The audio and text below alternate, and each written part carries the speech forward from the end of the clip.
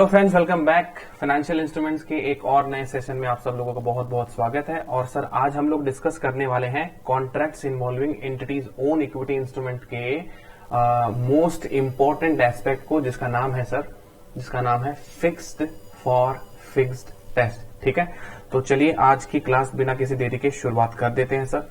Let's come back to the class. और sir आगे हैं हम लोग क्लास के अंदर, और आज जो फिक्स्ड फॉर फिक्स्ड टेस्ट के बारे में हम लोग इतने दिनों से सर वेट कर रहे थे, बिकॉज हमारी जो फाइनेंशियल एसेट्स और फाइनेंशियल लायबिलिटी की जो डेफिनेशन है ना सर, वो भी सर पूरी नहीं हो पा रही है, उसकी वजह से वो भी अधूरी है ना। तो आज कोशिश करेंगे शायद हम उस डेफिनेशन को समझ पाए सर। तो चलिए शुरुआत करते हैं आज के सेशन का, जहां हम लोग डिस्कस करेंगे sir settlement in entities own equity instrument. Settlement in entities own equity instruments, ठीक है ना। तो लास्ट सेशन में हम सब लोग डिस्कस कर रहे थे कि किसी कंपनी को खुद के इक्विटी इंस्ट्रूमेंट्स लेने पड़ सकते हैं by way of equity buyback, by way of put options, है ना। तो अब सर आज हम बात करेंगे उस प्रकार के कॉन्ट्रैक्ट्स की जहां पर सर हमको हमारे ओन इक्विटी इंस्ट्रूमेंट्स जो हैं वो डिलीवर करने पड़ेंगे, सेटलमेंट में देने पड़ेंगे। तो सर हम जब सेटलमेंट में ये देंगे हमारे इक्विटी इंस्ट्रूमेंट्स, तो क्या ये इक्विटी इंस्ट्रूमेंट जो हम देंगे ये कॉन्ट्रैक्ट इक्विटी क्लासिफाई होंगे या ये कॉन्ट्रैक्ट फाइनेंशियल लायबिलिटी क्लासिफाई होंगे? तो सर इस बात को जानने के लिए हमें आना होगा page number 12.37 of your module, right. Page 12.37 आप अपने मॉड्यूल के 12.37 पेज पे आ जाएं सर, ठीक है। और यहां पे देखो इसकी बात हम समझते हैं, जहां ये कहता है sir a financial instrument is classified as a liability not just when there is an obligation to deliver cash, when there is an obligation to deliver cash, यानी सिर्फ कैश देना ही फाइनेंशियल लायबिलिटी नहीं होती है, और अनदर फाइनेंशियल एसेट्स, ठीक है। यानी सिर्फ कैश देना और दूसरी कोई फाइनेंशियल एसेट देना ही आपकी क्या नहीं होती है सर, फाइनेंशियल लायबिलिटी नहीं होती है, राइट। क्यों? क्योंकि सर ये तो सिर्फ डेफिनेशन का फर्स्ट पार्ट था। ये तो सिर्फ डेफिनेशन का क्या था सर, फर्स्ट पार्ट था, ठीक है ना। आज वो जो सेकंड पार्ट है ना, पहले उसको अनफोल्ड करेंगे, पहले हम लोग समझेंगे और हम वो प्रीवियस डेफिनेशन में जाके आज वापस पता लगाएंगे कि क्या सर वो उसकी डेफिनेशन में जो बातें लिखी हुई थी वो काम की है कि नहीं है, मतलब वो यहां पर एप्लीकेबल हो पा रही है नहीं हो पा रही है, या वो इस पर्टिकुलर चीज से कनेक्ट हो पा रही है नहीं हो पा रही है। तो लेट अस री establish the nexus between the definition of financial assets and financial liabilities and the settlement in entities own equity instrument by way of having sound command on this particular topic, ठीक है ना sir. तो देखो ये कहता है it is sometimes so classified even when the entity's obligation is to settle the instruments through delivery of its own equity instruments। सबसे पहले आप कॉन्सेप्ट की बात को समझो। कॉन्सेप्ट क्या कह रहा है सर,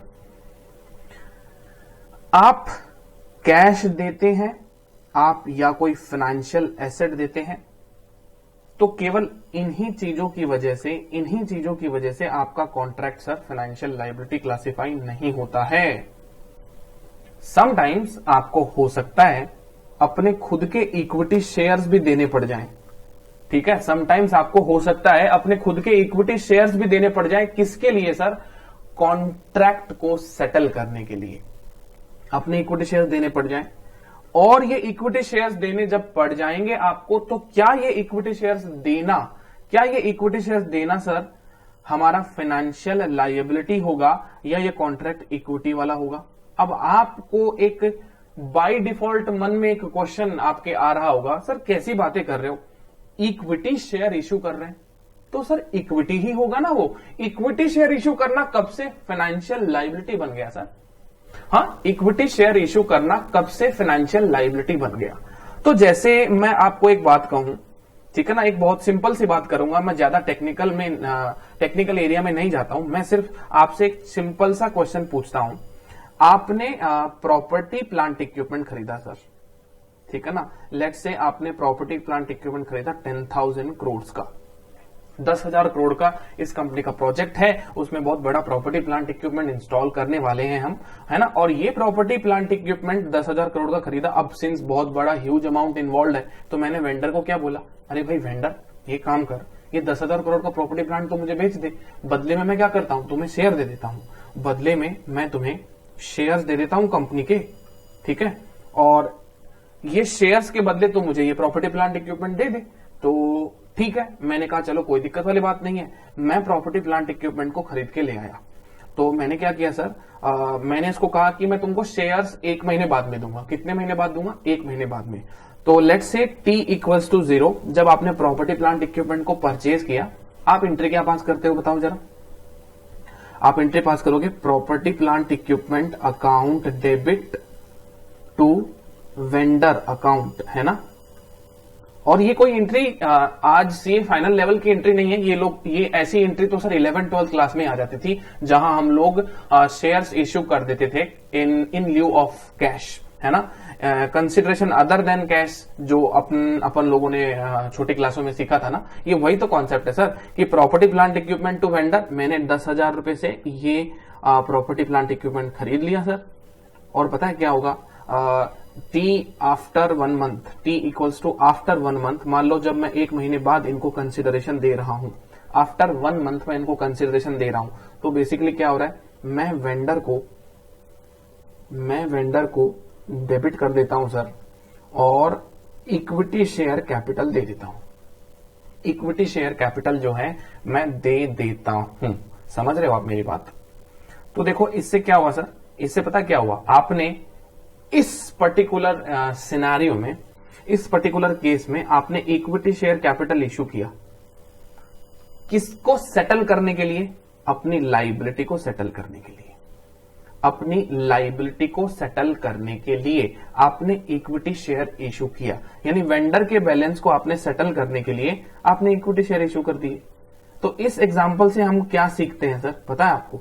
इस एग्जाम्पल से हमें एक बात की सीख मिलती है, और वो ये कि समटाइम्स एंटिटी जो है इक्विटी शेयर्स को एज अ कंसिडरेशन टूल के रूप में इस्तेमाल करती है। एज अ कंसिडरेशन यानी जो हमने चीज एक्वायर करी है, उस एक्वायर की हुई चीज के बदले हम उसे इक्विटी शेयर्स दे देंगे। उसे क्या दे देंगे? इक्विटी शेयर्स दे देंगे। तो यहां पे इक्विटी शेयर्स का इश्यू होना, यहां पे इक्विटी शेयर्स का इश्यू होना, ये किस बात को डिपिक्ट करता है? That we have issued equity shares, that we have issued equity shares in lieu of cash. Cash के बदले हमने इक्विटी शेयर्स इशू किए हैं।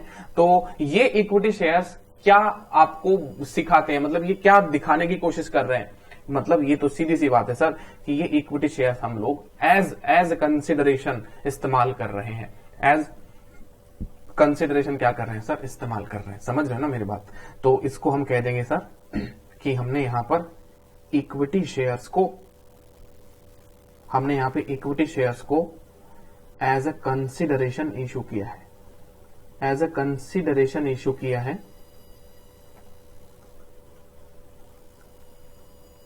For settlement of financial liability. For settlement of liability कहूं मैं, क्योंकि जरूरी नहीं हर चीज आपकी फाइनेंशियल लाइबिलिटी हो। फॉर सेटलमेंट ऑफ लाइबिलिटी, ठीक है। अब बात करते हैं हम लोग सर फाइनेंशियल लाइबिलिटी की। देखो क्योंकि प्रॉपर्टी प्लांट इक्विपमेंट तो अपना ये this is not your financial asset, this is not your financial asset. Property plant equipment आपका फाइनेंशियल एसेट है क्या सर? नहीं। हमने स्टार्टिंग की क्लास में सीखा था प्रॉपर्टी प्लांट इक्विपमेंट तो एक नॉन फाइनेंशियल आइटम होता है। प्रॉपर्टी प्लांट इक्विपमेंट क्या होता है सर? एक नॉन फाइनेंशियल आइटम होता है। तो आपको पता है कि आपने ये जो वेंडर से प्रॉपर्टी प्लांट इक्विपमेंट खरीदा है, ये जो आपने प्रॉपर्टी प्लांट इक्विपमेंट खरीदा है, अब इस वेंडर को आपको 10,000 रुपीज देने हैं। इस वेंडर की अगेंस्ट में आपको 10,000 रुपीज का पेमेंट करना है, राइट? तो अब ये वेंडर की लाइबिलिटी आपकी आ गई है, जिस लाइबिलिटी को आपको क्या करना है? सेटल करना है, इक्विटी शेयर्स के माध्यम से सेटल करना है। लेकिन अब हम कोई ऐसा एग्जांपल लेंगे सर जहां पे हम प्रॉपर्टी प्लांट इक्विपमेंट नहीं, हम बात की सर फाइनेंशियल लाइबिलिटी के, प्योर फाइनेंशियल लाइबिलिटी के सेटलमेंट की बात करेंगे। जैसे कि आपको मैं बताऊं यहां पर क्या एग्जांपल हो पाएगा। लेट्स से आपने बैंक से लोन लिया है, माइट भी आपने बैंक से लोन ले लिया है, या फिर आपने सर डिबेंचर्स इशू कर रखे हैं, आपने डिबेंचर्स इशू कर रखे हैं, ठीक है। कुछ भी एग्जांपल हो सकता है। आपने डिबेंचर्स इशू कर रखे, तो बैंक के लोन का आपको रीपेमेंट करना है या डिबेंचर्स का रिडम्पशन करना है, ठीक है ना। इसका आपको रीपेमेंट करना है और इसे आपको क्या करना है सर, रिडीम करना है। डिबेंचर्स को आपको रिडीम करना है। दोनों केस में आप क्या कर रहे हो, दोनों केस में आप क्या कर रहे हो, कैश नहीं ले रहे, आप क्या एंट्री कर रहे हैं देखेंगे जरा, bank loan debit to equity share capital. आपने बैंक लोन को सेटल करने के लिए अपने इक्विटी शेयर इश्यू कर दिए। मान लीजिए आपने डिबेंचर्स को, डिबेंचर्स का रिडम्पशन करने के लिए debentures account debit to equity share capital कर दिया। ये हो गया सर डिबेंचर का इक्विटी में कन्वर्जन, डिबेंचर का एक प्रकार से इक्विटी में कन्वर्जन। लेकिन मैं आपको बताता हूं कि ये डिबेंचर्स क्या थे, कंपनी के पॉइंट ऑफ व्यू से हैं। ये कंपनी के पॉइंट ऑफ व्यू से कंपनी ने क्या किया, कैश के बदले इक्विटी शेयर्स दे दिए। कैश के बदले क्या दे दिए सर, इक्विटी शेयर्स दे दिए। दोनों एंट्री में आपको एक बात समझ में आ रही होगी कि सर हमने हमारी लायबिलिटीज को एक्सटिंग्विश करने के लिए, हमने हमारी लायबिलिटीज को सेटल करने के लिए यहां sir equity share capital issue कर दिया है। अब ये बताइए, ये इक्विटी शेयर कैपिटल इशू करना क्या है, ये आपने अपनी फाइनेंशियल लायबिलिटी को सेटल करने के लिए इक्विटी शेयर इशू किए हैं सर। आपने अपनी फाइनेंशियल लायबिलिटी को, बताइए अब तो फाइनेंशियल लायबिलिटी है ना, ये बैंक लोन तो आपकी फाइनेंशियल लायबिलिटी है, ये मानते हो ना आप लोग। डिबेंचर्स आपके फाइनेंशियल लायबिलिटी है, ये भी मानते हो आप लोग। तो सर ये फाइनेंशियल लायबिलिटी को सेटल करने के लिए यदि आपने इक्विटी शेयर इश्यू किए हैं, और ये इक्विटी शेयर जो इश्यू किए हैं ये इक्विटी कॉन्ट्रैक्ट्स नहीं माने जाएंगे, ये आपके फाइनेंशियल लायबिलिटी ही माने जाएंगे। समझ रहे हो मेरी बात। तो इसको कहते हैं हम लोग कि इक्विटी शेयर्स इश्यू करना, it is not a conclusive, conclusive क्या कहते हैं उस चीज को अपने लोग को, ये वो कोई कॉन्क्लूसिव पॉइंट नहीं है जहां पे हम लोग ये डिसीजन ले सकें कि इक्विटी शेयर कैपिटल को इश्यू करना, इक्विटी शेयर कैपिटल को इश्यू करना क्या कहलाता है सर, इक्विटी कॉन्ट्रैक्ट ही कहलाता है, इक्विटी कॉन्ट्रैक्ट ही कहलाता है। क्या मेरी बात आपको समझ में आई? हाँ, तो जरूरी नहीं ना, अब तो समझ में आ गया सर। देखो बहुत सिंपल सा एग्जांपल लिया हमने यहाँ पे, और जो हमारे ट्रेडिशनल अकाउंटेंसी में चलता था, ये लोन वगैरह, डिवेंचर्स वगैरह, राइट, प्रॉपर्टी प्लांट इक्विपमेंट का एग्जांपल लिया अपन ने। तो इतना कोई टेक्निकल नहीं जा रहे। इंड एस 32 जो है ना, इंड एस 32 को हम लोग स्टेप बाय स्टेप बिल्टअप करते चले जा रहे हैं। हमारे हर सेशन में ये सोफिस्टिकेटेड लेवल पे पहुंच रहा है ये स्टैंडर्ड, ठीक है ना। तो यहाँ पे एक मतलब समझ लीजिए कि मैंने बैकग्राउंड सा ही डेवलप किया है। लेट्स सी कि आगे क्या कहता है ये स्टैंडर्ड, है ना। इसके आगे की बातें करते हैं सर। तो यहां पे तो सीधा सीधा क्वेश्चन आ गया, यहां तो सीधा सीधा क्वेश्चन आ गया सर। मैं अब आपको ले चलता हूं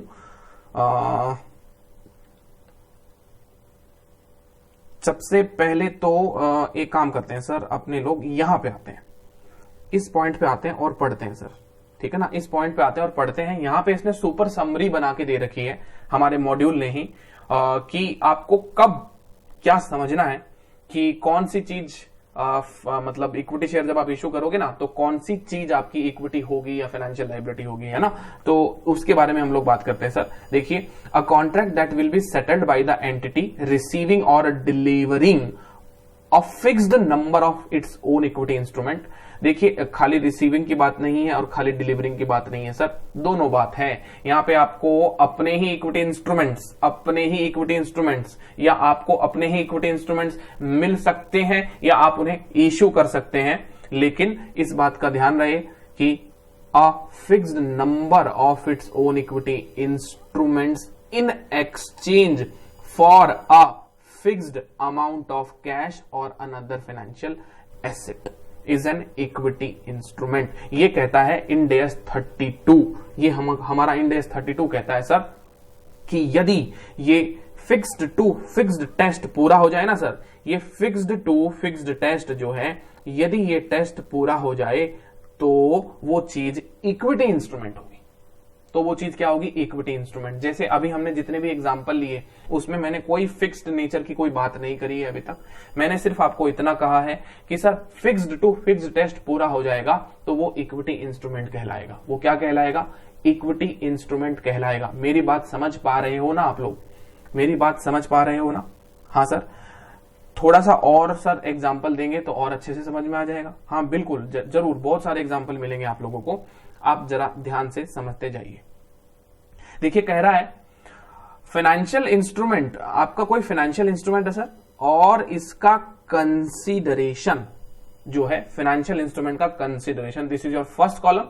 now number of own equity instruments to be issued in settlement.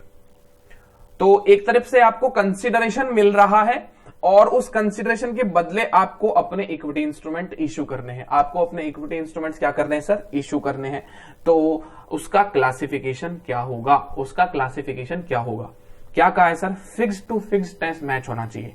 तो देखो सर, ये रहा फिक्स्ड टू फिक्स्ड, सिर्फ ये वाले कॉन्ट्रैक्ट्स इक्विटी होंगे, बाकी पता है सर, बाकी सब contract financial liability, financial liability, financial liability. अब सर ऐसा क्या है सर कि फिक्स्ड टू फिक्स्ड मैच होता है तो ही इक्विटी होगा, अदरवाइज फिक्स्ड टू फिक्स्ड के अलावा जो होगा वो इक्विटी नहीं होगा। क्या रीजन है इस चीज के पीछे? इस चीज के पीछे एक्चुअल में लॉजिक क्या है? तो देखिए, आपसे मैं ये बातें शेयर करता हूं, जरा आप प्लीज इन्हें एक्नॉलेज कीजिएगा और समझिएगा कि सर ये चीजें फाइनेंशियल लायबिलिटी जो है क्यों नहीं होती, इक्विटी जो है क्यों नहीं होती, है ना, जो चीज फिक्स टू फिक्स टेस्ट को मीट नहीं करती है। समझ रहे हो? तो देखिए सर, यहां पे आपको कंसिडरेशन जो मिल रहा है वो तो फिक्स्ड है सर, लेकिन आप variable number of equity shares issue कर रहे हैं, variable number of equity shares issue कर रहे हैं। देखिए, ये कॉन्ट्रैक्ट आपके फाइनेंशियल लायबिलिटी है। क्यों है? क्यों है ये फाइनेंशियल लायबिलिटी? ये फाइनेंशियल लायबिलिटी क्यों है? कहता है सर, ओन इक्विटी इंस्ट्रूमेंट्स जो आप इश्यू कर रहे हो are being used as currency to settle an obligation for fixed amount.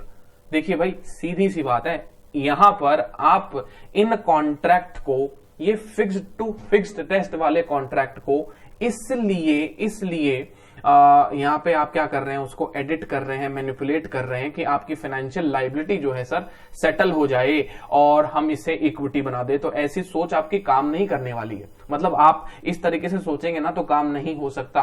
काम इसलिए नहीं हो सकता क्योंकि यहां पे सिर्फ आप क्या कर रहे हैं, अपने इक्विटी शेयर्स को एज ए कंसिडरेशन इश्यू कर रहे हैं, एज ए कंसिडरेशन इशू कर रहे हैं। बिकॉज आपको जो मिलने वाली चीज है, आपको जो मिलने वाली चीज है वो तो है, तो सर वो तो फिक्स्ड है, ठीक है। आपको जो कॉन्ट्रैक्ट में रिसीवेबल जनरेट हो रहा है वो तो फिक्स्ड है, लेकिन यहां पर आपने उसके कंसिडरेशन के लिए अपने variable number of shares issue किए। अब variable number of shares issue करने का मतलब क्या? It depends on your market value. Let's say कि आपको कोई कंसिडरेशन मिला, लेट्स से कि आपको कोई कंसिडरेशन मिला, और ये कंसिडरेशन कितना मिला? लेट्स से आपको 150 का कोई कंसिडरेशन मिला है, राइट। आपको 1,50,000 का कोई कंसिडरेशन मिला है, या आपको कोई चीज मिली है 1,50,000 रुपए की, जिसको सेटल करने के लिए आपको अपने मार्केट वैल्यू पे शेयर इशू करने हैं, आपको अपने मार्केट वैल्यू पे शेयर इशू करने हैं। तो आप इसको डिवाइड करेंगे मार्केट वैल्यू से। अब बताइए सर, आप मार्केट वैल्यू से डिवाइड करेंगे तो कभी भी नीचे वाला जो डिनोमिनेटर है वो तो बदलता रहेगा ना, based on the market value of your company. अगर आपकी शेयर की वैल्यू 10 है तो आप उसको 10 से डिवाइड करेंगे, 12 है तो 12, 15 है तो 15, 100 है तो 100। मतलब आप अपनी मार्केट वैल्यू से इसको जब डिवाइड करेंगे तो you will get variable number of equity shares going to be issued for settlement of this particular contract, है ना। बात समझ में आती होगी। तो अगर ऐसा है तो ऐसी कंडीशन में जब हम सर ऐसा करते हैं ना, जब हम ऐसा करते हैं तो ये फाइनेंशियल लायबिलिटी के कॉन्ट्रैक्ट माने जाएंगे, क्योंकि यहां पर आप सिर्फ अपने इक्विटी इंस्ट्रूमेंट को क्या कर रहे हो, as a currency unit use कर रहे हो, as a currency unit use कर रहे हो, और कुछ भी नहीं है सर। समझ रहे हो ना मेरी बात आप लोग। फिर बाद में हम चलते हैं सर सीधा पॉइंट नंबर 4 पे, क्योंकि पॉइंट नंबर 3 बाद में बताऊंगा। पॉइंट 4 पे चलते हैं। पॉइंट 4 में यहां पे कंसिडरेशन तो वेरिएबल है, यानी आपका जो कंसिडरेशन है फाइनेंशियल इंस्ट्रूमेंट के रिगार्डिंग वो तो वेरिएबल है, और आप अपने इंस्ट्रूमेंट्स भी वेरिएबल ही इशू कर रहे हो। तो यहां तो सर दोनों चीजें क्या हो गई, वेरिएबल हो गई है, दोनों चीज वेरिएबल। तो यहां पे मेन चीज आप ये देखो सर, ये भी वेरिएबल, ये भी वेरिएबल है। तो सर किसी तरीके से ये आपका इक्विटी इंस्ट्रूमेंट नहीं हो सकता, बिकॉज यहां पर आप एक्सपोज्ड हैं सर फाइनेंशियल लायबिलिटी के लिए, because issuer does not have an obligation to pay cash but both parties are exposed to variability। issuer का कोई कैश का ऑब्लिगेशन तो नहीं है, कैश देने का तो ऑब्लिगेशन नहीं है, लेकिन दोनों पार्टी, कौन सर, एक तो रिसीवर और एक इश्यूअर, दोनों पार्टी वेरिएबिलिटी पर एक्सपोज्ड है। कैसे सर? क्योंकि जो आपका कंसिडरेशन है सर वो भी फिक्स नहीं है, वो भी फिक्स नहीं है, और नीचे नंबर ऑफ शेयर्स जो हैं सर वो भी फिक्स नहीं है। तो यहां पे भी आप मानते हो सर कि ये चीज आपकी इक्विटी नहीं हो सकती। देखो इक्विटी का मतलब क्या होता है? इक्विटी का मतलब होता है फिक्स्ड अमाउंट, जहां पर अपने लोग लेट से मान लो कि मैं आपको एक सिंपल एग्जांपल बताता हूं आज, कि आपने कोई ऐसा इंस्ट्रूमेंट इश्यू किया, वो इंस्ट्रूमेंट आपसे क्या करता है? वो इंस्ट्रूमेंट आपसे ये कहता है कि मुझे कोई पैसा वापस नहीं चाहिए। लेट से इस चीज को हम लोग यहां पे विजुअलाइज करवाता हूं मैं आपको। लेट से कि आपने t=0 पे आपने कोई ऐसा इंस्ट्रूमेंट इश्यू किया, तो आपने जैसे इंस्ट्रूमेंट इश्यू किया तो आपके पास में bank account debit to financial instrument, ठीक है, ये पैसा आपको मिला, ये पैसा आपको मिला, लेट से 10,000 का आपको अमाउंट मिला। अब आपको पता है ये क्या कह रहे हैं, ये लोग क्या कह रहे हैं? ये लोग कह रहे हैं कि हमको मैच्योरिटी पे यानी रिडम्पशन पे इक्विटी शेयर से चाहिए। क्या चाहिए? इक्विटी शेयर्स ही चाहिए। ओके, सुनना मेरी बात बहुत ध्यान से। आज आपको कोई 10,000 रुपए दे रहा है, कोई आपका इन्वेस्टर है कंपनी का, वो आपको 10,000 रुपीज दे रहा है, और आपको पता है सर जब भी इनका रिडम्पशन होगा, जब भी इनकी मैच्योरिटी आएगी, तो मैच्योरिटी पे या रिडम्पशन डेट पे ये लोग आपसे शेयर्स मांग रहे हैं। ये लोग आपसे क्या कर रहे हैं सर? शेयर्स मांग रहे हैं, है ना। आज आपके पास में सर फाइनेंशियल इंस्ट्रूमेंट इश्यू हुआ है, तो आपको 10,000 रुपए मिले हैं, है ना, और मैच्योरिटी पे आपसे ये शेयर्स मांग रहे हैं। क्या मांग रहे हैं? शेयर्स मांग रहे हैं। अब इनके शेयर्स मांगने का तरीका देखिए सर, यहां पे शेयर्स मांगने का तरीका देखिए। ये शेयर्स कैसे मांगते हैं? ये बोलते हैं हमें 10,000 रुपए के ही शेयर्स चाहिए, हमें 10,000 रुपए के ही शेयर्स चाहिए मैच्योरिटी के ऊपर। एक तरीका ये हो गया मांगने का। एक तरीका ये हो गया कि हमें मार्केट वैल्यू पर शेयर चाहिए, है ना, हमको शेयर चाहिए ऑन द मार्केट वैल्यू, यानी जिस दिन मैच्योरिटी पे जो भी कंपनी की मार्केट वैल्यू होगी ना, उसके बेसिस पे हमको शेयर्स चाहिए, ठीक है ना। और थर्ड चीज मैं आपको कहता हूं सर, हमें 1,000 ही शेयर्स चाहिए, हमें 1,000 ही शेयर्स चाहिए, मार्केट वैल्यू उसकी कुछ भी हो चलेगा हमको, हमें तो सर 1,000 शेयर्स ही चाहिए, है ना। 1,000 शेयर्स की डिमांड कर रहे हैं, क्योंकि इन्होंने अभी 1,000 शेयर्स के ऊपर आपको 10 के हिसाब से, मतलब इनका एक ऐसा कोई फाइनेंशियल इंस्ट्रूमेंट है, मैं उसको नेम नहीं दे रहा, मैं इसको सिर्फ ये बोल रहा हूं कि ये फाइनेंशियल इंस्ट्रूमेंट है जहां से आपको फंड्स मिला है। 1,000 यूनिट्स, 1,000 इनकी नंबर ऑफ यूनिट्स है, 10 रुपया इनका इश्यू प्राइस है, तो आपको ऐसे करके कंपनी को फंड मिल गया 10,000 रुपीज का सर, 10,000 रुपीज का आपको फंड्स मिल गया है। और यही फंड्स आपके कंपनी में अवेलेबल है। मैच्योरिटी पर आप क्या कर रहे हो? आप अगर ये कह रहे हो सर कि 10,000 रुपीज ही चाहिए, 10,000 रुपीज ही चाहिए, मतलब बदले में आपको 10,000 रुपए चाहिए। मान लो कंपनी की वैल्यू 5 रुपए हो गई, तो 10,000 रुपए चाहिए, तो पता है आपको क्या होगा सर? 10,000 रुपए देने के लिए लेट से इस दिन कंपनी की मार्केट वैल्यू कितनी है पता है? लेट से 5 रुपए है, तो आपको पता है सर वापस कितने शेयर्स लौटाने पड़ेंगे? आपको इक्विटी शेयर्स कितने इश्यू करने पड़ेंगे इस फाइनेंशियल इंस्ट्रूमेंट के रिडम्पशन के लिए? आपको पता है इक्विटी इंस्ट्रूमेंट कितने इश्यू करने पड़ेंगे? सीधी बात है सर, 10,000 रुपए चुकाने के लिए 5 के हिसाब से मुझे 2,000 शेयर्स देने पड़ेंगे। अब आपको वैल्यू वाइज तो 10 और 10 सेम लग रहा है, लेकिन आप यहां पे वेरिएबिलिटी एक्सपोज कर गए हैं। क्यों? क्योंकि आपका 2,000 नंबर ऑफ शेयर्स फिक्स्ड नहीं रहा। इसका मतलब ये शेयर्स का इश्यू होना इस बात का प्रमाण है, इस बात का सर्टिफिकेट है कि यहां पर हम लोग शेयर्स को मेयरली कंसिडरेशन के रूप में यूज ले रहे हैं। सर ये इक्विटी इंस्ट्रूमेंट हो ही नहीं सकता, ये इक्विटी इंस्ट्रूमेंट हो ही नहीं सकता। समझ रहे हो ना मेरी बात? यानी bank account debit to financial instrument is your financial liability. Bank account debit to financial instrument is your what? Financial liability sir, because ये फाइनेंशियल इंस्ट्रूमेंट जो है इसमें इक्विटी के गुण ही नहीं है, ये इक्विटी इंस्ट्रूमेंट हो ही नहीं सकता। जो आदमी बाद में क्या कर रहा है, बाद में variable number of shares demand कर रहा है, ठीक है। दूसरी बात सर, दूसरी बात, ये लोग बोल ही रहे हैं इनको 10,000 रुपए नहीं चाहिए, ये लोग मार्केट वैल्यू पे शेयर्स लेंगे। किस पे शेयर्स लेंगे? मार्केट वैल्यू पे शेयर्स लेंगे, है ना। अब सर ये मार्केट वैल्यू पे शेयर्स कैसे लिया जाएगा? तो मान लो इस दिन कंपनी के शेयर्स की जो है मार्केट वैल्यू है, मार्केट वैल्यू XYZ कुछ भी हो सकती है। फर्स्ट केस तो आप सब लोगों को अच्छे से समझ में आ गया होगा, है ना। दूसरे केस में ये क्या कह रहे हैं कि हम रिडम्पशन जब करेंगे ना, हम रिडम्पशन जब करेंगे तो हम शेयर्स तो 1000 ही लेंगे, फिक्स्ड बोल दिया इन लोगों ने, शेयर्स तो 1000 ही लेंगे। शेयर्स कितने लेंगे सर? 1000 ही लेंगे, है ना। तो यहां पर सर जब हम लोग शेयर्स 1000 लेंगे, लेकिन ये कह रहे हैं हम लोग मार्केट वैल्यू पे लेंगे। हम लोग किस पे लेंगे सर? मार्केट वैल्यू पे लेंगे। तो मान लीजिए सर इस दिन मार्केट वैल्यू 15 रुपए है, इस दिन मार्केट वैल्यू क्या है सर? 15 रुपए। तो यहां पे ये लोग क्या कह रहे हैं आपको, ये 1000 शेयर्स लेंगे इक्विटी के हिसाब से, और सर 15 रुपीज की उनकी वैल्यू होगी, और जब इनकी 15 रुपीज की वैल्यू होगी ना तो ये कितना होगा? 15,000 रुपीज हो जाएगा, 15,000 रुपीज हो जाएगा। लेकिन सर अब आपको पता है यहां पे इन लोगों ने आपसे डिमांड क्या किया? Fixed number of shares. यहां पे आप लोगों से क्या डिमांड हुआ है sir? Fixed number of shares. समझ रहे हो मेरी बात आप लोग?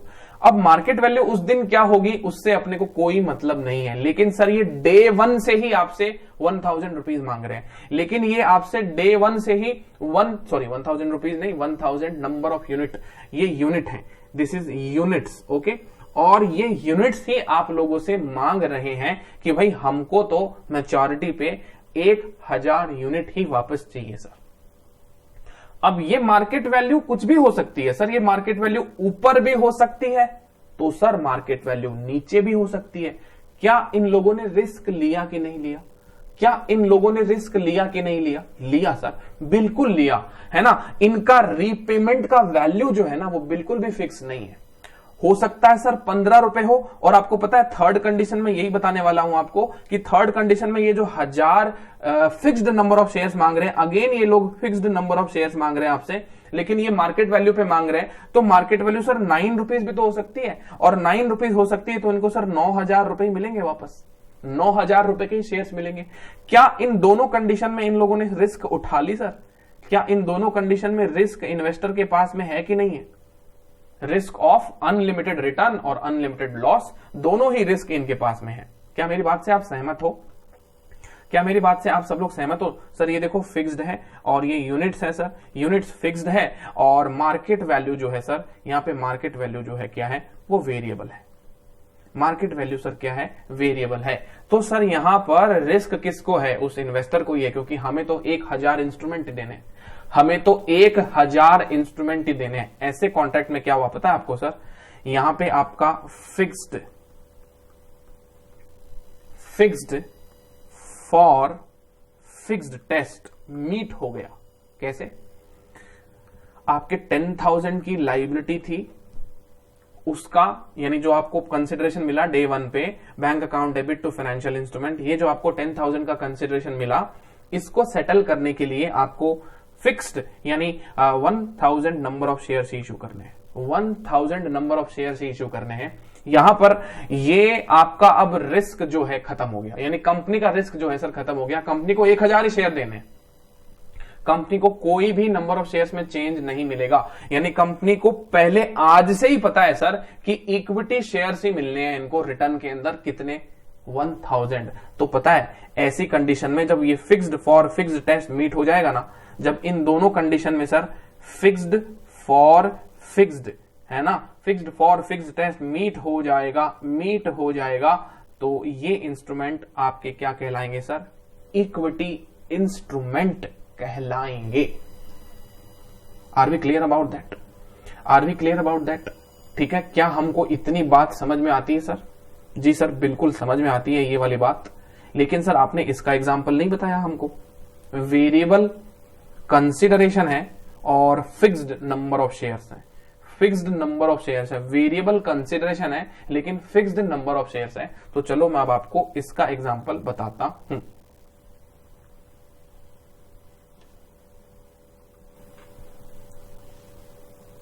ओके फ्रेंड्स, तो मैं अब यहां पे आपको एक ऐसा एग्जाम्पल बताता हूं जो इस पर्टिकुलर पॉइंट को डिनोट करे, इसको रिप्रेजेंट करे सर, कि जहां आपका फाइनेंशियल इंस्ट्रूमेंट का कंसिडरेशन वेरिएबल हो लेकिन आपके नंबर ऑफ शेयर्स फिक्स हो जाए।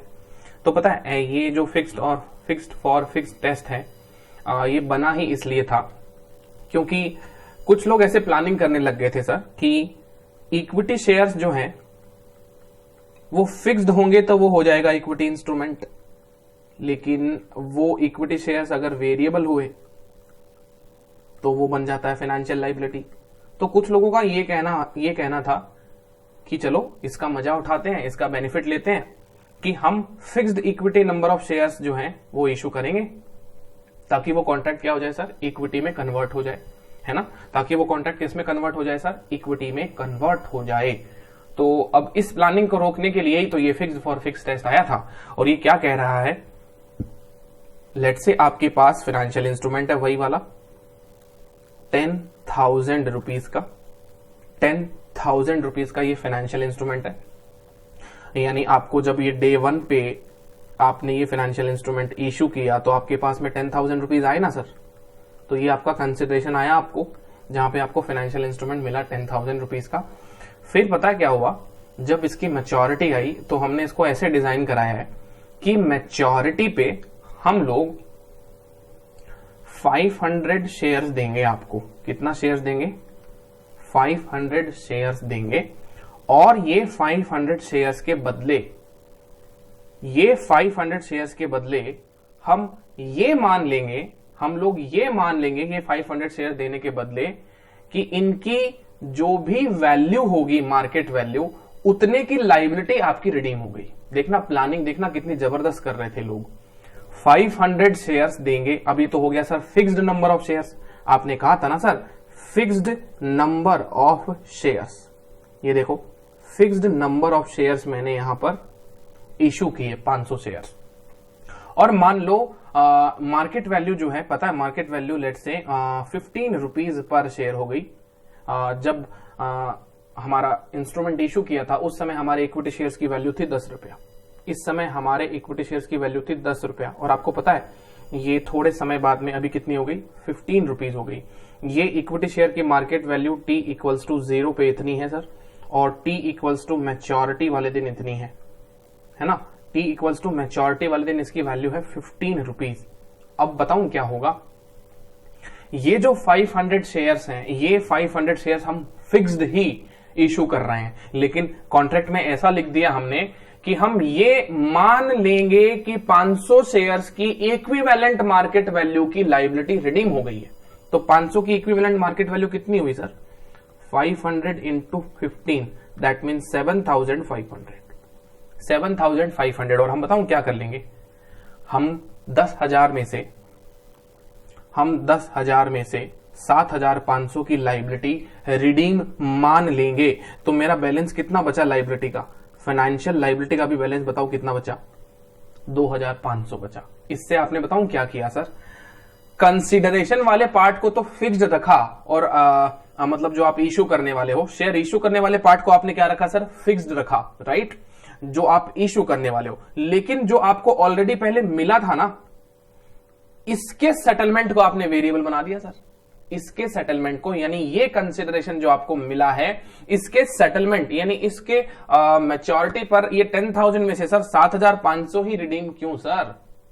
आप ऐसे बोलते ना, अगर ऐसे बोलते कि हम 500 शेयर्स ही इशू करेंगे, आपको हम 500 शेयर्स ही इशू करेंगे और आपकी लायबिलिटी क्या हो जाएगी सर, पूरी 10,000 की रिडीम मान ली जाएगी, पूरी 10,000 की रिडीम मान ली जाएगी। इसको कहते हैं सर फिक्स्ड फॉर फिक्स्ड।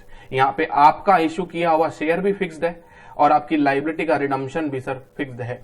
तो अगर ये दोनों साइड फिक्स्ड होता ना, तो ये इक्विटी इंस्ट्रूमेंट था सर डे 1 से ही। लेकिन अब ये इक्विटी इंस्ट्रूमेंट नहीं होगा, अब ये इक्विटी इंस्ट्रूमेंट नहीं होगा, बिकॉज आपने क्या किया सर, आपने इस पार्ट को तो फिक्स्ड बना लिया, लेकिन सर इस पार्ट को आपने वेरिएबल रख दिया ना। इसलिए क्या कहता है, the issuer does not have an obligation to pay cash but holder is exposed to variability. Holder को वेरिएबिलिटी है ना, यानी जिन व्यक्तियों ने, जिन फाइनेंशियल इंस्ट्रूमेंट होल्डर्स ने आपको वो 10,000 का इंस्ट्रूमेंट दिया है, उनके यहां तो वेरिएबिलिटी आई गई ना, उनके यहां तो वेरिएबिलिटी आई गई। तो सर सीधी बात है, इक्विटी इंस्ट्रूमेंट बनने के लिए बहुत सारी एग्जाम्स पास करनी होती है। आप जान रहे हो ना मेरी बात, मतलब ये थोड़ा सा स्टैंडर्ड जो है ना, ये स्टैंडर्ड सीधा इक्विटी इंस्ट्रूमेंट के बारे में कुछ बोला नहीं है, लेकिन घूम फिर कर बहुत सारी बातें इसने बताई है सर। पोर्टेबल फाइनेंशियल इंस्ट्रूमेंट के वो 5 कंडीशन जो थी 16A, B, C, D और एंटी अब्यूज क्लॉज, है ना। तो पोर्टेबल फाइनेंशियल इंस्ट्रूमेंट की भी कंडीशन सर बहुत अच्छी थी, बहुत ही इसको कहें हम लोग टेक्निकल थी। वैसे ही सर ये फिक्स्ड फॉर फिक्स्ड टेस्ट भी क्या है सर, थोड़ा टेक्निकल है। यानी इक्विटी बनाना, लोग बताओ इक्विटी क्यों बनाना चाहते हैं इंस्ट्रूमेंट को, पता है आपको? सीधी बात है सर, इक्विटी का लाइबिलिटी में प्रेजेंटेशन नहीं होता तो कंपनी की इक्विटी ज्यादा दिखती है, डेट इक्विटी रेशियो सोफिस्टिकेटेड रहते हैं, इंप्रूव्ड रहते हैं सर, कैपिटल गियरिंग रेशियो पे फर्क पड़ता है, लेवरेज पे फर्क पड़ता है। बहुत सारे एनालिटिकल ऐसे मेजर्स हैं कंपनी के बैलेंस शीट में कि सर इक्विटी और लाइबिलिटी क्लासिफिकेशन का चेंज होना ही सर बहुत बड़ी दिक्कत वाली बात है। आपको पता है ये प्रेफरेंस शेयर्स हमारे भारत में इररिडीमेबल जो प्रेफरेंस शेयर्स होते हैं उनको हम लाइबिलिटी दिखाते हैं। इसी से ही पूरा इंडस्ट्री जो है डगमगा गया था। एनालिसिस ये आया कि अरे रे प्रेफरेंस शेयर लाइबिलिटी बन गया, तब तो कंपनी के रेशियोज अलग हो जाएंगे, इबिडा अलग हो जाएगा, है ना, जो डिविडेंड है उसको इंटरेस्ट बुक करना पड़ेगा। मतलब समझ नहीं आ रहे, मतलब बातें जो है सर समझ नहीं आ रही थी सर। तो ऐसी कंडीशन के अंदर इंडस्ट्रीज को बड़ी परेशानी करनी पड़ी जब इंडेस पहली बार भारत देश में आए थे। जब इंडेस पहली बार भारत देश में आए थे तब ऐसे इंडस्ट्रीज को बहुत परेशानी का सामना करना पड़ा सर। तो मैं आज आपको बस वही बातें बताने जा रहा हूं। ये जो फिक्स्ड फॉर फिक्स्ड टेस्ट है ना सर, ये मीट करेगा, मतलब इक्विटी वो जेन्युइनली इक्विटी होनी चाहिए सर। आप उसको मैनिपुलेट करके इक्विटी बनाने की कोशिश मत करो। ये स्टैंडर्ड ने अपनी सारी शक्तियों का माया जाल चारों तरफ बिछा रखा है। आप कहीं पे भी कोई प्लानिंग कर इक्विटी इंस्ट्रूमेंट को डिजाइन नहीं कर सकते। ऐसा कोई इंस्ट्रूमेंट आप डिजाइन नहीं कर सकते जिसकी कैरेक्टरिस्टिक्स लाइबिलिटी की है और आप उसे इक्विटी कह रहे हो। बिल्कुल नहीं सर, ऐसा बिल्कुल पॉसिबल नहीं है। आई होप अब आपको ये फिक्स्ड फॉर फिक्स्ड टेस्ट वाली बात समझ में आई होगी। ये फिक्स्ड फॉर फिक्स्ड टेस्ट वाली बात समझ में आई होगी, ठीक है ना। अब यहां पे अपने कुछ पढ़ते हैं, देखो ये बात पढ़नी बहुत जरूरी है। कहता है the principle at serial number 2 in the table above is called fixed for fixed test. तो ये देखो ये रहा सर, यही तो है सर, सीरियल नंबर 2 ही फिक्स्ड फॉर फिक्स्ड टेस्ट है ना। तो यहां पर issuer does not have an obligation to pay cash and holder is not exposed to any variability। किसी को कोई वेरिएबिलिटी नहीं है सर, पहले दिन से ही क्रिस्टल क्लियर है, फिक्स्ड फॉर फिक्स्ड, ठीक है ना। तो यहां पे कहता है that is fixed amount of cash और another financial asset for fixed number of own equity instrument. समझ रहे हो ना। तो कहता है another point to note is a fine distinction highlighted in the definition of financial liability and equity as mentioned in the paragraph definitions financial liability and equity being mirror images of each other. For simplicity sake let us look at the condition B in the definition of financial liability। अब यहां पर इसने क्या कहा, कुछ नहीं कहा, मैं आपको बताता हूं सर, बहुत सिंपल शब्दों में बता देता हूं। ये कह रहा है सर आप जाके अब वो बी पार्ट जो है ना फाइनेंशियल एसेट्स और लाइबिलिटी की डेफिनेशन का, ये कहा है कि दोनों मिरर इमेज है। फाइनेंशियल लाइबिलिटी और एसेट दोनों की डेफिनेशन क्या है सर, मिरर इमेज ही है ना, रेसिप्रोकली है एक दूसरे की। तो आप क्या कीजिए सर, बी पार्ट देखिए, डेफिनेशन का बी पार्ट देखिए। जो बी पार्ट हम लोग सर छोड़ते हुए आए हैं ना, आज चलिए हम उसको पूरा करते हैं। और यहां क्यों सर, हम सीधा डेफिनेशन के पेज पे ही जाते हैं, हम लोग सीधा अब डेफिनेशन के पेज पे ही जाते हैं सर, ठीक है। तो आ जाते हैं सर, ऊपर आते हैं हम लोग, बहुत पीछे है डेफिनेशन, ये रही सर, ये फाइनेंशियल एसेट की है। और फाइनेंशियल लाइबिलिटी की डेफिनेशन में आते हैं, आ जाइए, ये देखिए, जैसे ये फाइनेंशियल लाइबिलिटी की डेफिनेशन है ना, आज सर हम इसको वापस पढ़ के देखेंगे, क्या पता सर आज हमारा पूरा फाइनेंशियल इंस्ट्रूमेंट वो वाला पार्ट हो गया है जो इस डेफिनेशन को समझने के लिए हो जाना चाहिए। कहता है कि ऐसे आपके कॉन्ट्रैक्ट हो सकते हैं, आपके पास में ऐसे कॉन्ट्रैक्ट हो सकते हैं जो will or may be settled in entities own equity instrument, जो एंटिटी के ओन इक्विटी इंस्ट्रूमेंट में सेटल होंगे।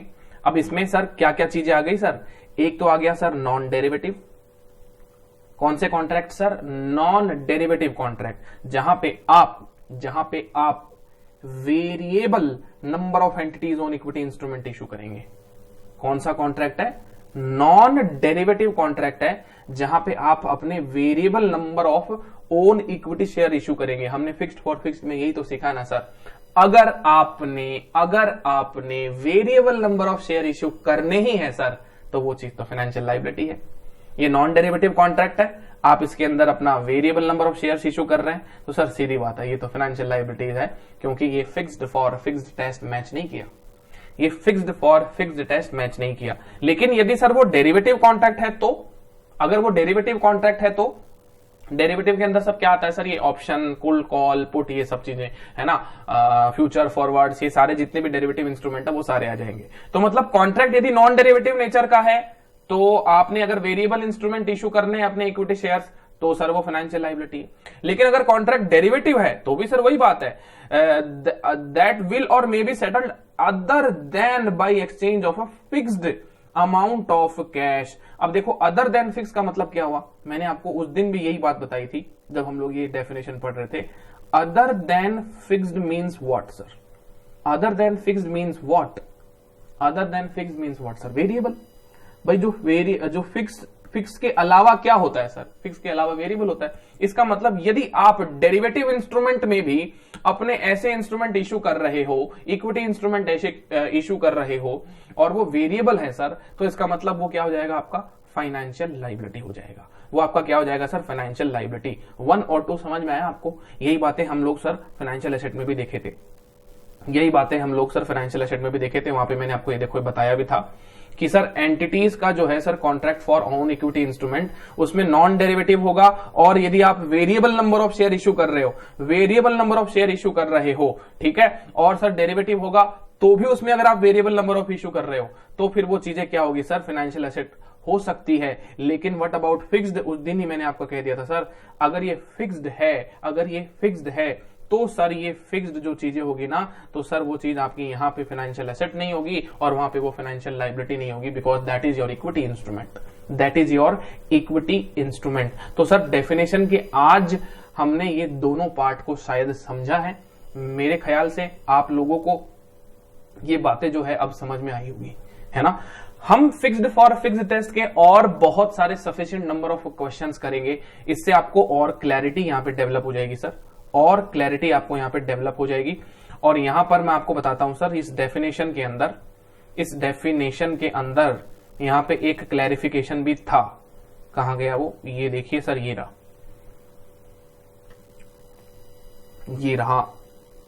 ये क्लैरिफिकेशन पता है क्या है सर, ये क्लैरिफिकेशन यही है जहां पे हमने सर अभी प्रीवियस लेक्चर्स में पढ़ा था सर, पोर्टेबल फाइनेंशियल इंस्ट्रूमेंट के बारे में, इक्विटी बायबैक के बारे में। वो जितनी भी चीजें पढ़ी थी ना, वो आपको इस पैराग्राफ में मिलेगी।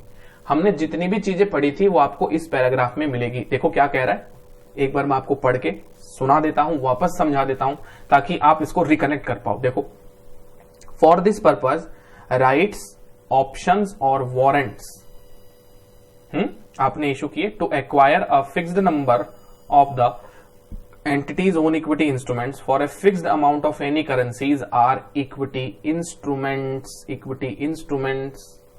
if the entity offers the rights, option or warrants pro rata to all of its existing owners of the same class of its own non derivative equity instrument। इसका क्या मतलब हुआ सर, एक बार थोड़ा सा एक्सप्लेन कर देंगे?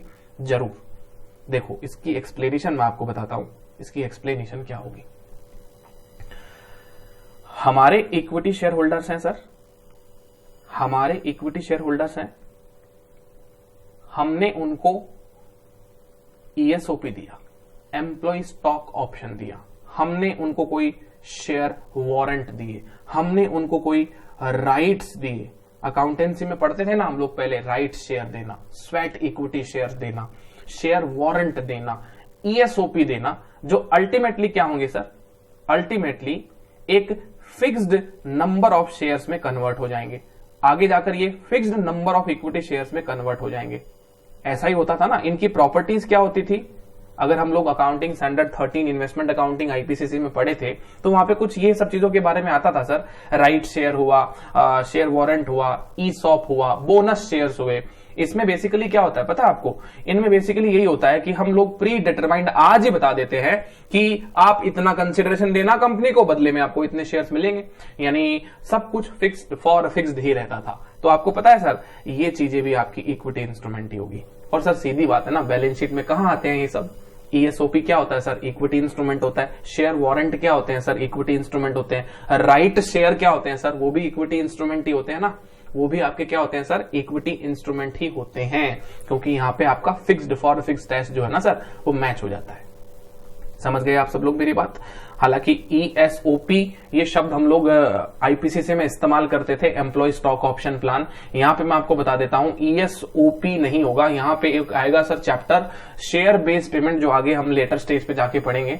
शेयर बेस्ड पेमेंट में ईएसओपी की भी गाइडेंस है, समझ रहे हो ना? सो ईएसओपी के बारे में यहां पे मैं बता रहा हूं, जो आप अपने एम्प्लॉयज को फिक्स्ड शेयर देते हो उसके बारे में बता रहा हूं। तो यहां पे आपका sir fixed for fixed test जो है वो मीट हो जाता है, इसलिए ये सारे इंस्ट्रूमेंट, येलो हाईलाइटेड इंस्ट्रूमेंट्स क्या है सर?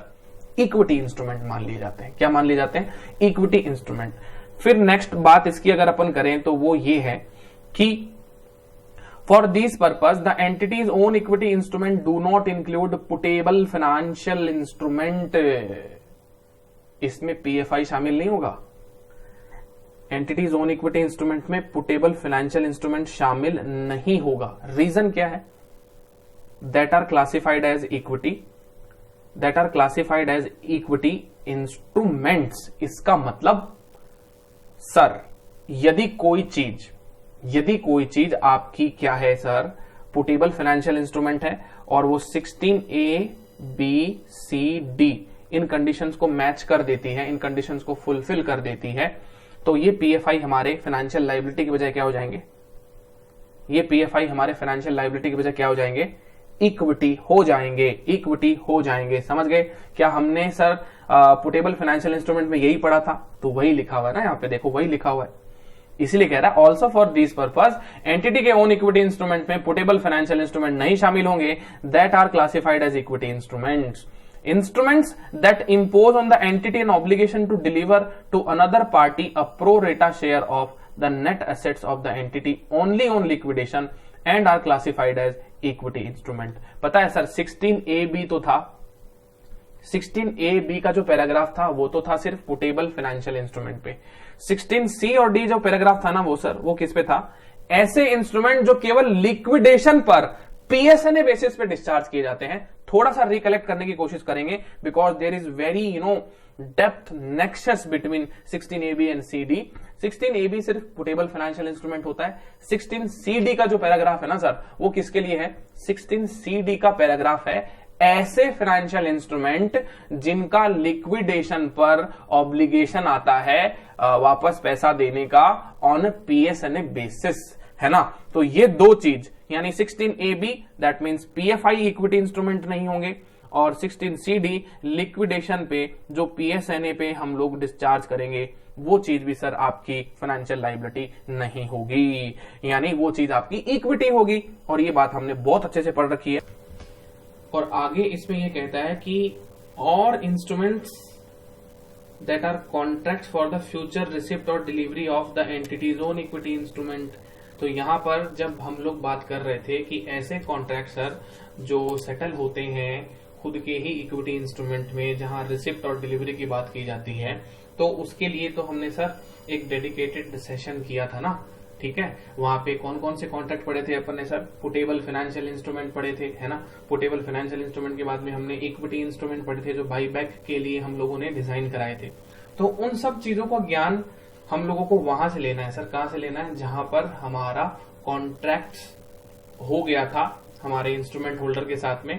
अब वेदर वो रिसिप्ट ऑफ शेयर्स का हो, वेदर वो डिलीवरी ऑफ शेयर्स का हो, तो वो सारी चीजें आपकी यहां ना होकर हम लोगों ने उस चीज को कहां कवर करी है सर?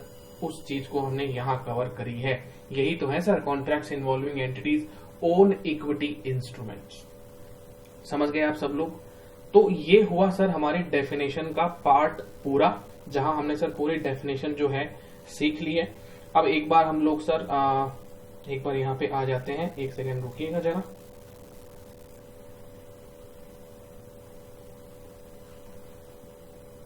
इक्विटी की डेफिनेशन में भी आ जाते हैं सर। इक्विटी की डेफिनेशन में भी हमने सेकंड पार्ट जो है ना वो सर छोड़ रखा है। इक्विटी की डेफिनेशन में भी हमने सर सेकंड पार्ट जो है सर छोड़ा है।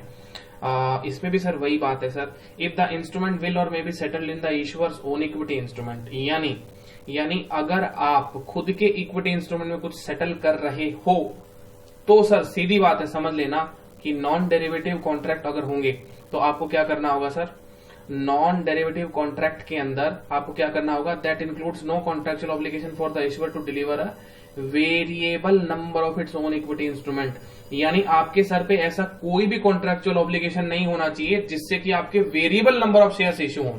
अब ये सारी चीजों का जो इंटरप्रिटेशन है ना, वो इंटरप्रिटेशन ही sir fixed for fixed test है। क्योंकि देखो बार बार फाइनेंशियल एसेट की डेफिनेशन में, फाइनेंशियल लायबिलिटी की डेफिनेशन में और सर इक्विटी की डेफिनेशन में, तीनों जगह ये बातें लिखी हुई है कि सर वेरिएबल नंबर इश्यू नहीं होने चाहिए, variable number of share issue नहीं होनी चाहिए। अगर variable number of share issue हुए तो वो इक्विटी इंस्ट्रूमेंट नहीं है सर, फिर वो क्या है, फाइनेंशियल लायबिलिटी।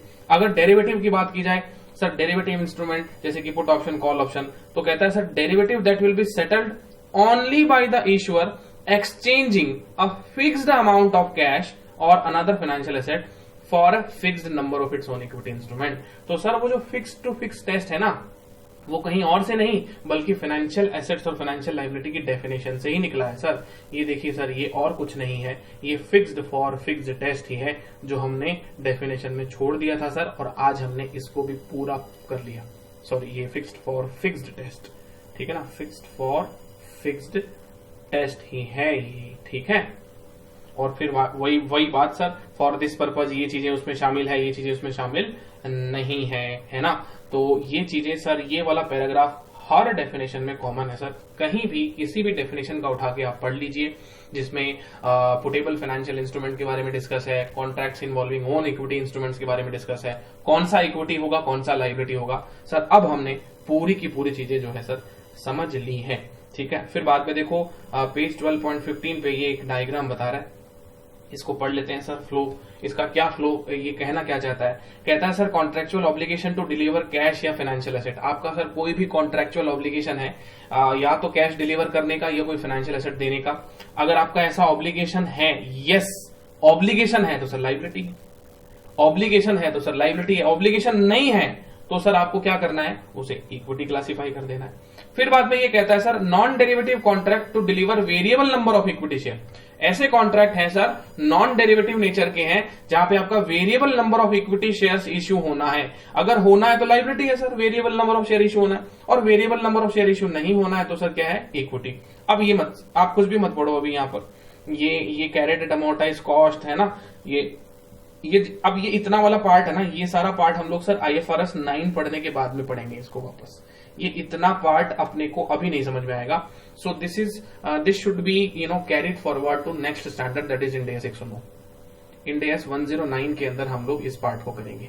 तो ऊपर वाला पार्ट समझ में आया, ऊपर वाला पार्ट तो सर बहुत पहले ही समझ में आ गया सर, सीधी बात है, ऑब्लिगेशन है तो लायबिलिटी, ऑब्लिगेशन नहीं है तो लायबिलिटी नहीं। और आज तो sir fixed for fixed test भी समझ लिया है। तो फिक्स्ड फॉर फिक्स्ड टेस्ट के अंदर क्या हो गया, variable number of share issue करोगे कंसीडरेशन माना जाएगा, variable number of share issue करोगे कंसीडरेशन माना जाएगा, और कंसीडरेशन माना जाएगा तो इसका मतलब क्या होगा, कंसीडरेशन माना जाएगा तो सर इसका मतलब क्या होगा, वो चीज फाइनेंशियल लायबिलिटी होगी, वो फिर आपकी इक्विटी नहीं हो सकती। समझ गए ना, समझ गए आप सब लोग, बिल्कुल सर बिल्कुल। तो एक बार हम लोग सर एक बार वापस आ जाते हैं अपने फिक्स्ड फॉर फिक्स्ड टेस्ट वाले जोन में, जहां पर हम लोग सर कुछ डिस्कस कर रहे हैं बहुत ही इंपॉर्टेंट चीज, और कुछ एक उसके एग्जाम्पल अपने लोग कर लेंगे ना तो अपने को वो चीज और थोड़ा ज्यादा से अच्छे से समझ में आ जाएगी।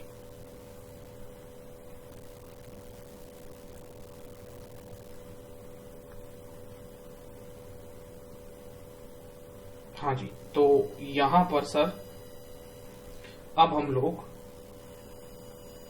कुछ एग्जाम्पल करेंगे, और एग्जाम्पल करने के बाद में सर हमको और क्लैरिटी हो जाएगी किस चीज के ऊपर sir, fixed for fixed test के ऊपर, ठीक है ना। तो यहाँ पे अपन एक काम करते हैं, इस वीडियो को पॉज करते हैं, इस वीडियो के नेक्स्ट पार्ट में हम लोग क्या करेंगे सर, ये एग्जाम्पल्स अपने लोग पिकअप कर लेंगे। तो आपका ये वीडियो जो है सर कॉन्सेप्ट वीडियो हो जाएगा फिक्स्ड फॉर फिक्स्ड टेस्ट के लिए। यानी फिक्स्ड फॉर फिक्स्ड टेस्ट को अगर आपको सीखना है दोबारा तो इस वीडियो को आप लोग रेफर कर सकते हैं। नेक्स्ट वीडियो में हम सब लोग फिक्स्ड फॉर फिक्स्ड टेस्ट के थोड़े बहुत क्वेश्चंस करेंगे ताकि उसके ऊपर थोड़ा हमारा और नॉलेज जो है इंप्रूव हो जाए, ठीक है। चलिए, थैंक यू सो मच, मिलते हैं नेक्स्ट पार्ट के अंदर।